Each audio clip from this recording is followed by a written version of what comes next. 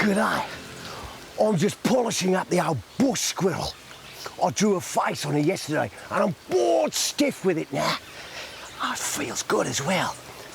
Right, we're here in one of the most sacred and precious clearings in the whole of the Australian bush. I brought a few tinnies along. Oh, it's sweet. Look over there, look over there. Can you see it? Some sort of bush hound, looks like a freaking panda. I reckon it's got 2, maybe even 4+ legs. God, it looks a lazy son of a bitch. Come on, let's dive on the shit. Oh, textbook! He didn't expect that, did he, the little prick? Get off my dog! What have you done? What have I done? I've dived on it, you donut, and I'll dive on you if you don't sort your head out. Get out!